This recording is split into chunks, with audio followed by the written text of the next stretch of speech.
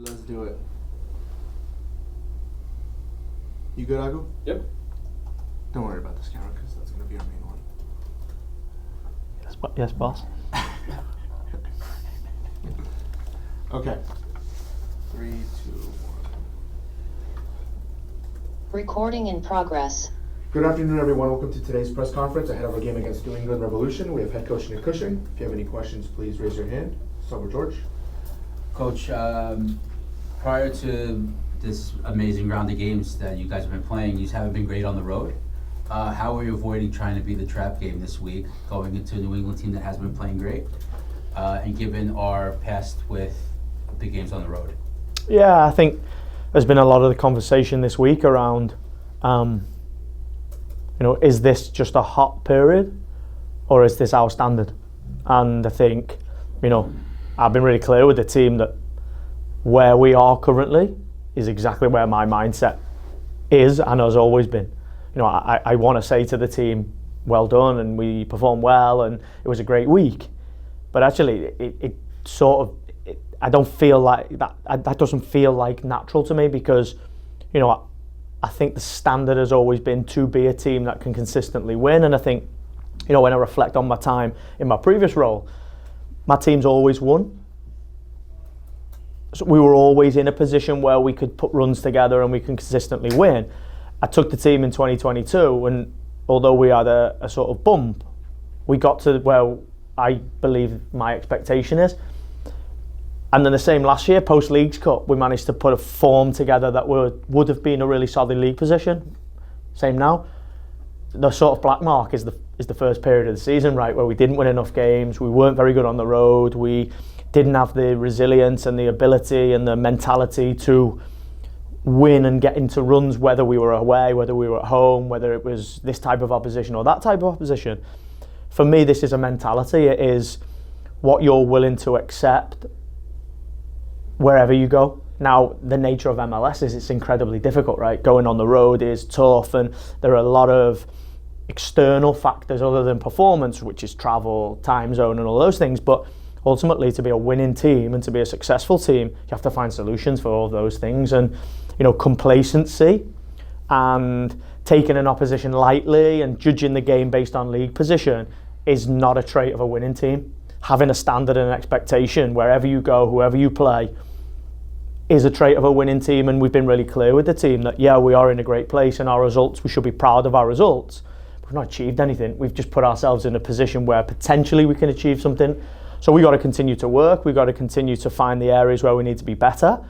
We've got to embrace what's been good and continue to do that. But it's normal work for us. It's on the road. It's a difficult game, and we've got to take New England seriously and respect that they're a good team. Anthony?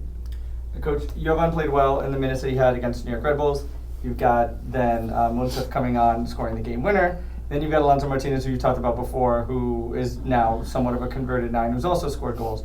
It's a good problem to have, but how difficult is it to now, looking forward, select who deserves to be a starter when everyone is doing so well?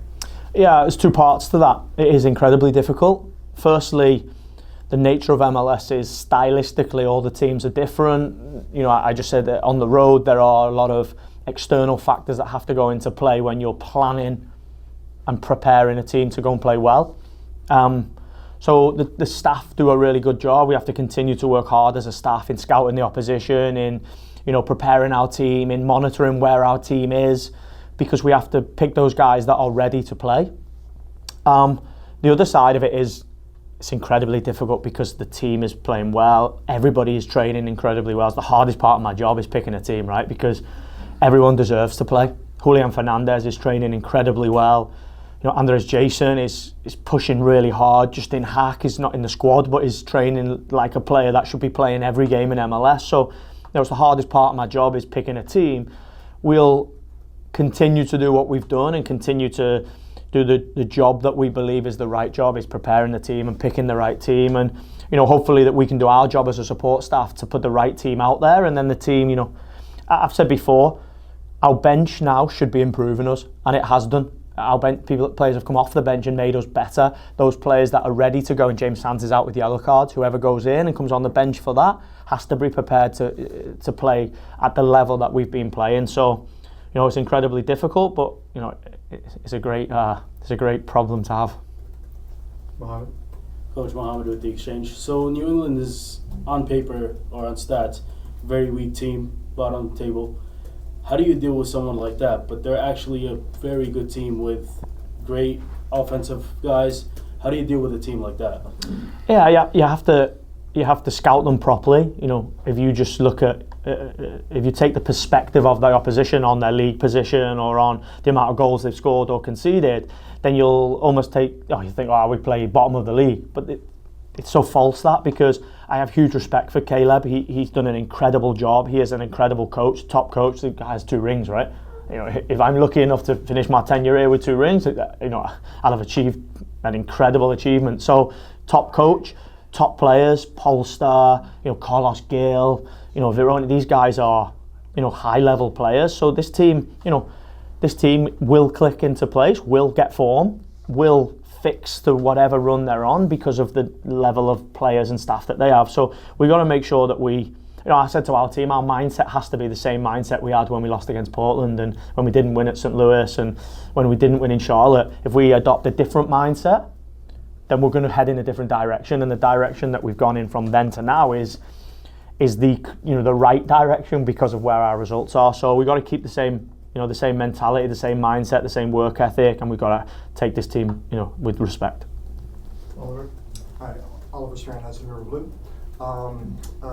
Hannes Wolf has changed the nature of the attack, it seems, in terms of positional and roster spot. He's taken over for Gabby or maybe for Pellegrini, but what he brings to the game is very different. It seems to be much more direct in what he can do in the box, and he can take the ball all the way to the end line and create a certain amount of chaos and wreak havoc there.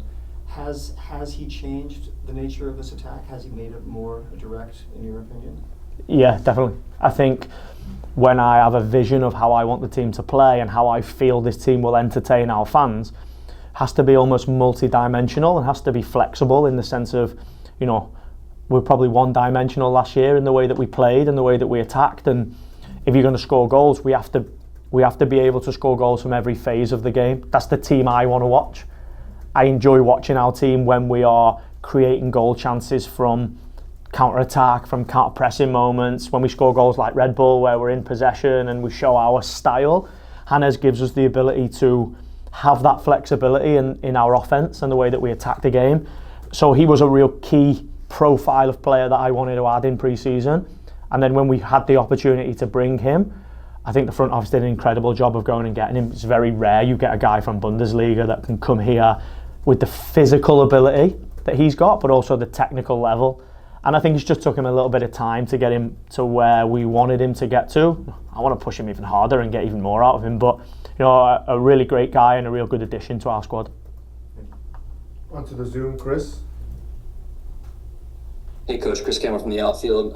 The last few games, when protecting a lead, you've moved Andres Pereira to really a more advanced midfield position than he's used to playing, whether it be bringing someone else in the midfield or bringing him on as a sub.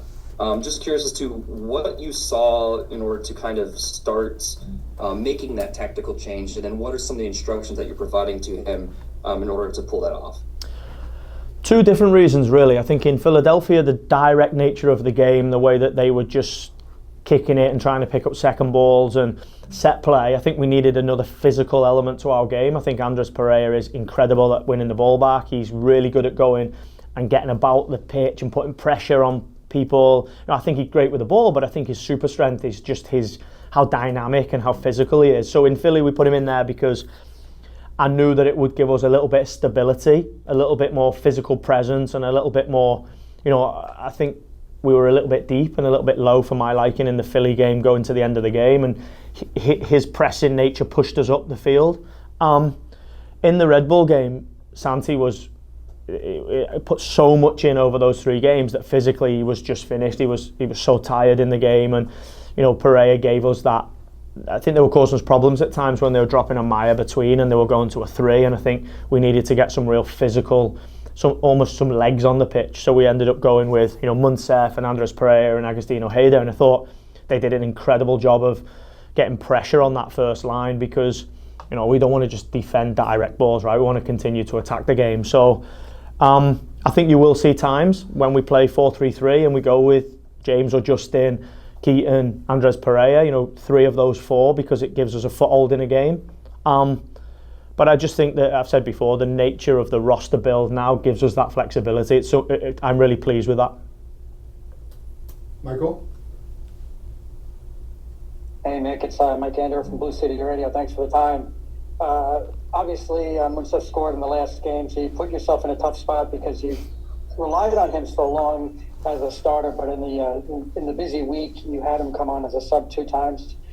Just talk us through the thought process of how you're going to handle that, not wanting to put too much pressure on the player once again. Yeah, I think ultimately, I had belief in Mounsef and still have belief that he will score a lot of goals. I think when you break the dry spell, the perception is that everything's fixed, right? Now, Mounsef still has to retain all of the areas of his game that made our team, a really good team, a really tough team to play against. Now he has to put his chances away to really build his goals. But I agree, right behind him is Alonso Martinez, Jovan Mijatovic has been in. I think, that's a competitive spot. So I'm really pleased that Alonso has added goals. He adds a different dimension to our team. Mounsef, I don't think now it's about not putting pressure on him. I put pressure on all the players all the time. I want to win. I put pressure on myself. I think we have to put pressure on each other, right? Because, if we believe that we're just a team that's going to win now, we won't win. We have to continue to drive the expectation and put the pressure on each other. But, enjoy the good performances. But, if we're going to create chances, our team's got to put the chances away. I think probably the best part of our performances on the road has been the fact that our expected goals has been where I believe it should be. That gives us a chance to get points. Andrew? Hi Coach, Andrew Lee from Hudson River Blue. I wanted to ask a US Open Cup related question as it relates to Jovan playing 2 straight 90 minutes there for the 2 team, and he's one of a number of guys that have gotten minutes in MLS that have played with the 2 squad in the Open Cup. Just wanted to get your sort of how you see that as a part of their sort of progression with the first team, and what you made of sort of Jovan back-to-back performances there, and how that sort of helps him in your eyes, or what you take from it. Yeah, the 2 guys that played, Jovan and Strahinja, it was a great opportunity to get them minutes. Strahinja obviously has been suspended, so he hasn't had the opportunity to be selected. So to get him a game, he was really keen to play. The level of game is really high, right? When you play New Mexico in an Open Cup, not only is the opposition good, but the competition and the nature of knockout and the nature of wanting to get to quarterfinals is exactly the sort of mentality that we want our play. We want them to go in and want to win. Jovan was a little bit different. He hasn't played enough football. You can see I'm willing. I'm more than confident to start him in a big game like a derby at home. But to have the opportunity to play him again 3 days later was a huge opportunity for us, because we want to really get his. We want to get him up to speed in the sense of the amount of game minutes that he's played. And I think across the 2 games we've seen. 1, the different profile that he is, 2, maybe a Mounsef, so he gives us that real flexibility and that real difference in the way that we can play. I think we saw glimpses. I agree, I think he did really well. I think he has glimpses of how he's going to sort of give us the flexibility in our offence. I actually would have played more guys, because it's a great game and a great opportunity, but the rules are that you have to only have played a certain amount of minutes in the first team to be eligible for Open Cup. Otherwise, I probably would have put more guys in, because, like I say, a big game and a great opportunity to get minutes with our younger players that we're trying to develop to get in our team as well. So just a really good opportunity used. Great. Thank you, everybody. Thank you, guys. Press conference, we have Forward Mounsef Bakrar. If you have any questions, please raise your hand. Anthony? So obviously, very big goal against New York Red Bulls, one that I'm sure you felt has been coming for a while. A lot of competition for that 9 position. How important and relieving was that for you to get that goal against Red Bull? Yeah, of course. It was like you said, this was a great goal, and it was so important for us. Because of this goal, we took 3 points, and also for me, like I'm like so happy because of this goal, and for me it means a lot. And you know, like now, like let's say like I put out some pressure, and that's really important. And let's just keep going and focus for the next game.